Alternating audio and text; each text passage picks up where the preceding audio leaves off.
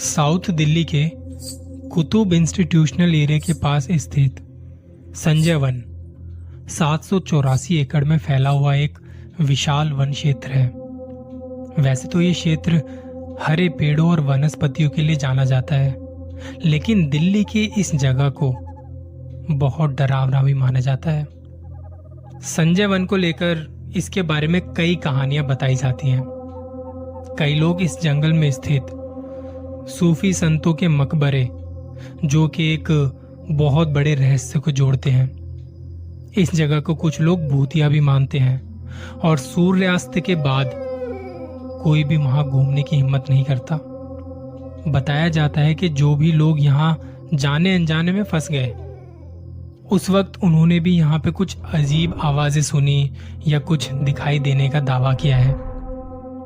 आपको बताना चाहता हूं कि इस क्षेत्र में एक शमशान घाट भी है, जो इस क्षेत्र को और भी भयानक बनाता है और डर का कारण भी है। बहुत से लोग इस जगह पर एक महिला के बारे में कहानियां बताते हैं। इन्हीं तरह तरह की डरावनी कहानियों के साथ संजय वन अपने आप में शांत और बहुत अकेला सा है। इन सब बातों में कितनी सच्चाई है, यही सब जानने के लिए मैंने थोड़ी रिसर्च की, लोगों से पूछताछ की जो वहां आसपास रहते हैं। इंटरनेट को पूरी तरह से छान मारा और इंटरनेट पर तो कहानियों की बाढ़ आई हुई है। संजय वन से जुड़े हुए ना जाने कितने ही किस्से, कितने ही हादसे हैं। इसलिए मैंने सबसे सही ये समझा कि वहां के लोकल लोगों से पूछते हैं कि भाई ऐसा कुछ है क्या आपने कभी कुछ ऐसा देखा है। मैं खुद दिल्ली में रहता हूं, तो मेरे लिए थोड़ा आसान था वहां जाके पता करना। इस काम में मेरा साथ देने के लिए मेरा एक दोस्त मेरे साथ आया, जो वहीं साउथ दिल्ली में रहता है। हम दोनों गए वहां। दिन के बज रहे थे 11:30 और मैं बताना चाहूंगा, ये जो कुतुब इंस्टीट्यूशनल एरिया है, दिन के वक्त भरा पड़ा रहता है।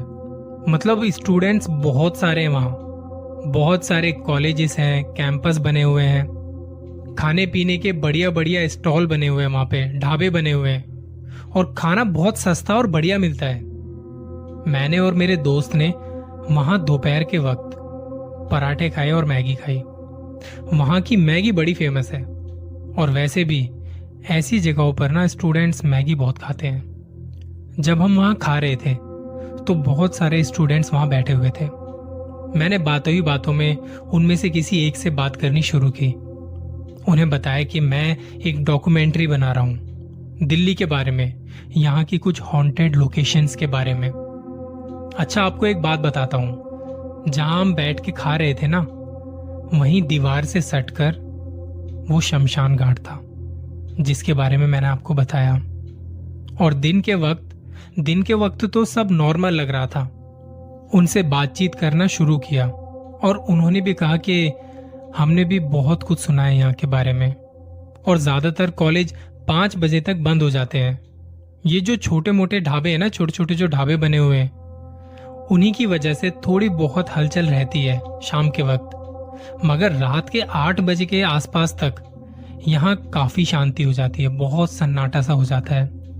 हालांकि कुछ लोग यहाँ जरूर रहते हैं जिनका यहाँ घर बना हुआ है, और रात को सिक्योरिटी गार्ड्स भी रहते हैं, और यहाँ एक बड़ा सा हॉस्पिटल भी बना हुआ है, तो उसी की वजह से थोड़ी बहुत चहल पहल रहती है रात के वक्त भी। मैंने उनसे और पूछा कि आपके साथ या कभी आपके कोई जान पहचान वाले किसी के साथ यहाँ पे कुछ ऐसा हुआ है जिसने कुछ देखा हो या कुछ आवाज सुनी हो। तो वो कहते कि ऐसा तो नहीं है, ऐसा तो हमारे किसी खास या किसी जानकार के साथ ऐसा कभी कुछ नहीं हुआ। इतनी सारी जानकारी के लिए मैंने उसको थैंक यू कहा और वो चला गया। हमने भी अपनी मैगी खत्म की और आगे निकल गए। वैसे मैगी सच में बड़ी स्वादिष्ट बनी थी यार। मैंने अपने दोस्त को कहा, यार रात को आते हैं इस जगह पर, देखते हैं यहाँ के आसपास के एरिया को क्या खास है यहाँ पे। हमने ज्यादा टाइम वेस्ट नहीं किया। उसी तारीख को रात 8 बजे हम वहां पहुंच गए अपनी गाड़ी से। हमारा प्लान था कि 2-2.5 घंटे वहां अच्छे से उस जगह का मुआयना करेंगे और फिर देखेंगे कब आना है। सबसे पहले हम वहीं कॉलेज कैंपस वाले एरिया में गए।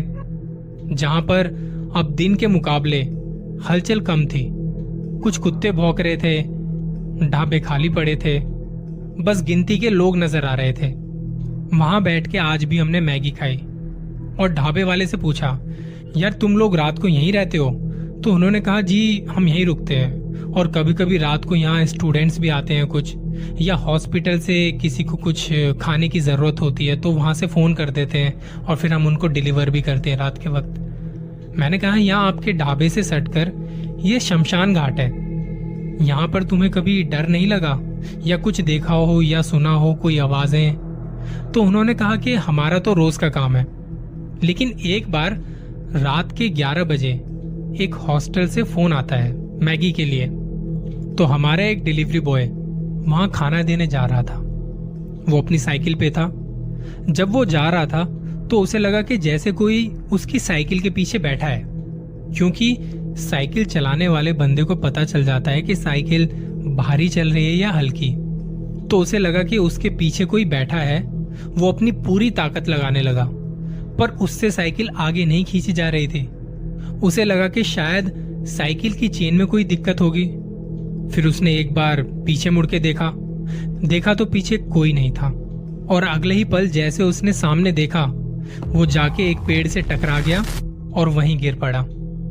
तब उसे ऐसा लगा कि कोई बहुत तेजी से उसके पास आया और चला गया। वो देख के उसने हमें फोन किया और यहाँ से हम 2 लोग स्कूटी लेके तभी उसके पास गए। देखा तो वो कांप रहा था। उसे वापस लेकर आए और तब से कोई भी रात को अकेले डिलीवरी करने नहीं जाता। 2 लोग तो होते ही हैं, और हम यहाँ रात में ढाबे में 6 लोग रहते हैं तो डर नहीं लगता। हाँ, रात को कभी कभी कुछ ऐसा लगता है जैसे शमशान घाट से ना कुछ आवाजें आती हैं, पर हम ज्यादा ध्यान नहीं देते और सब साथ रहते हैं, और बीच बीच में पुलिस वाले भी आते रहते हैं, लेकिन वो भी 2 या 4 लोग हमेशा साथ होते हैं, कोई भी अकेला नहीं आता। मैंने उनको धन्यवाद किया और मैगी के पैसे देके हम उस रास्ते पर थोड़ा आगे घूमने निकल पड़े। आगे जाके एक रास्ता आता है जहां एक भी लाइट नहीं थी, और ऐसा लग रहा था जैसे बस सामने पेड़ ही पेड़ है और ये रास्ता खत्म ही नहीं होगा। हम गाड़ी से जा रहे थे और बीच बीच में मैंने गाड़ी से डिप्पर मार के देखा कि आगे कोई है क्या, पर वहां बस जंगल ही जंगल था। रात के 10 बज रहे थे। मैंने थोड़ी गाड़ी की स्पीड बढ़ाई और हम उस रास्ते को पार कर गए। दोस्त ने कहा कि यार क्या भयानक रोड था वो, मतलब दिल्ली जैसे शहर में एक ऐसा रोड भी था जहां पर एक भी लाइट नहीं थी। खैर, हम गाड़ी को घुमा के वापस आए और मेन रोड की तरफ चलने लगे, जहां से संजय पार्क या जंगल की एंट्री होती है। वो एक लंबा सा रास्ता था, तकरीबन 2.5-3 किलोमीटर लंबा, एकदम सीधा। उसके लेफ्ट साइड में पूरा संजय वन वाला एरिया, उसके बिल्कुल ऑपोजिट साइड थी जेएनयू यूनिवर्सिटी। हम इस रोड पर धीरे धीरे चल रहे थे। कोई कोई गाड़ी वहां नजर आ रही थी, क्योंकि रोड तो अच्छा खासा था, उसमें कोई शक नहीं, पर इस समय शायद लोग ये रास्ता कम लेते होंगे अपने सफर में। हमने देखा कि वहां बाउंड्री बनी हुई थी और करीब 500 मीटर की दूरी पर कुछ झुग्गी बनी हुई थी, जिनमें कुछ कंस्ट्रक्शन वाले रह रहे होंगे शायद। पर इस वक्त हमें कुछ दिखाई नहीं दे रहा था वहां, इस वक्त तक कुछ नहीं दिखा हमें। फिर हम थोड़ा और आगे गए और हमें अब संजय वन का एंट्री गेट दिखाई दिया, जिसमें चैन बांधी हुई थी, और आगे चल के देखा तो वहां एक और एंट्री गेट था, जहां कोई भी चैन या कोई भी ताला नहीं था। वो बस घूमने वाले होते हैं ना गेट, जैसे पार्क में होते हैं, वो वाला गेट था। मैंने वहीं रोड से सटकर अपनी गाड़ी पार्क की और हम दोनों निकल पड़े अपने टॉर्च और कैमरे को लेकर। मेरे दोस्त ने टॉर्च को गले में लटका रखा था क्योंकि वो रिकॉर्ड कर रहा था। मेरे एक हाथ में टॉर्च थी और दूसरे में मोबाइल की फ्लैशलाइट ऑन थी। हम थोड़ा अंदर गए तो देखा कि सामने एक बढ़िया सा साफ सुथरा पार्क, अच्छा खासा पार्क, जहां आप दिन में आराम से बैठ सकते हैं। लग रहा था कि दिन में काफी लोग आते होंगे यहाँ पे। हम दोनों बहुत धीरे धीरे चीजों को देखते हुए अंदर जा रहे थे, क्योंकि एक तो वो जंगल था कहीं कोई नशेड़ी या कोई चोर उचक्का आप पर हमला ना कर दे। हम तकरीबन 150 मीटर अंदर आ चुके थे। चांदनी रात थी और लगभग रात के 11 बजे के आसपास हम संजय वन के अंदर थे। कुत्ते भौंक रहे थे। दोस्त ने कहा कि रुकियो यार, थोड़ी प्यास लगी है। मैंने कहा मुझे भी पानी दे। मैंने पानी पिया और उसने जब पानी पी के वापस से बोतल बैग में रखी, अचानक से ऐसा लगा जैसे सामने से कोई बहुत तेजी से हमारी तरफ आ रहा है। दोस्त ने फटाफट बैग से अपना डंडा निकाला, सामने टॉर्च मारी तो देखा वहां पे कोई नहीं था। हम जब कहीं जाते हैं तो एक छोटा सा डंडा रखते हैं अपने बैग में, ताकि कुछ ऐसा वैसा हो तो उसका इस्तेमाल कर सके। कहीं कोई जानवर या कोई चोर उचक्का आ गया तो खुद के बचाव के लिए हमें रखना बहुत ज़रूरी है। हम दोनों बात कर रहे थे कि यार अभी तो सामने से कोई आ रहा था, कोई तो था, ये अचानक से आवाज़ बंद कैसे हो गई। मैंने कहा अच्छा, और अंदर चलना है या वापस चलें, या दिन में आके देखते हैं पहले इस जगह को अच्छे से। दोस्त ने कहा ठीक है। हम दोनों बहुत धीरे धीरे आगे पीछे देखते हुए वापस जा रहे थे। तभी अचानक फिर से ऐसा लगा जैसे कोई हमारी तरफ बड़ी तेजी से दौड़ के आ रहा है, और इस बार सच में कोई था। वो एक कुत्ता था। वो हमारे पास से गुजर गया और आगे जाके वो रुक गया। हमने उस पर टॉर्च मारी तो वो हमारी ही तरफ देख रहा था और वो रोने लगा। दोस्त ने कहा भाई यहाँ कुछ गड़बड़ है, जल्दी बाहर निकल। हम दोनों चल रहे थे और अचानक से मैंने दोस्त को रोका। हम दोनों रुके, लेकिन चलने की आवाज अभी भी आ रही थी किसी की, जैसे कि कोई हमारे साथ चल रहा है। और अब अचानक से वो आवाज आनी भी बंद हो गई। मैंने दोस्त को देखा और उसने मुझे देखा। इशारों ही इशारों में मैंने उससे कहा निकलते हैं यहाँ से बिना रुके। वो कुत्ता हमारे सामने अभी भी रो रहा था। तभी अचानक से हमारे सामने से कोई 2 लोग भागते हुए आ रहे थे और हम बस खड़े के खड़े उन्हें देख रहे थे।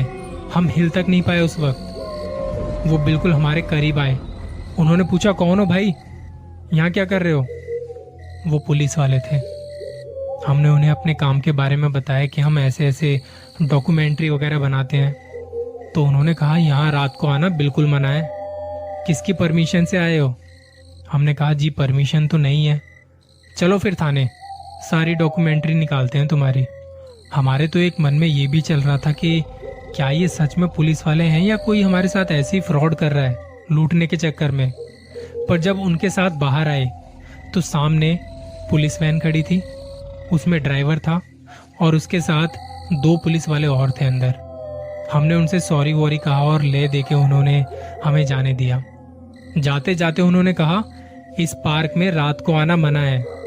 तुम लोगों को कुछ हो गया होता ना तो बदनामी पुलिस वालों की होती, समझ गए।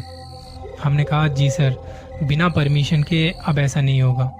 वो लोग चले गए और हम दोनों गाड़ी में बैठ गए, वहां से निकल गए। जाने से पहले हमने गाड़ी से उस गेट को देखा।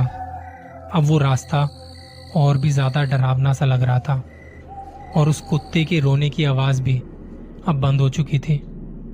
लोगों की कहानियां हमने सुनी और खुद भी जाके देखा। हमें दिखा तो कुछ नहीं, पर कुछ चीजें थीं, जैसे वो हमारे साथ साथ किसी के चलने की आवाज। हमारे रुकने के बाद भी वो आवाज आ रही थी, जबकि वहां कोई नहीं था। और सबसे आखिर में उस कुत्ते का वहां पे रोना और हमारे बाहर आते ही उसका चुप हो जाना। इस एक्सपीरियंस के बाद मैं कह सकता हूं कि संजय वन सच में डराता है। रात को वहां कभी मत जाना, क्योंकि आपको भी नहीं पता अगला पल कैसा होगा। ऐसी जगहों से दूर रहना और हाँ, अपना ख्याल रखना।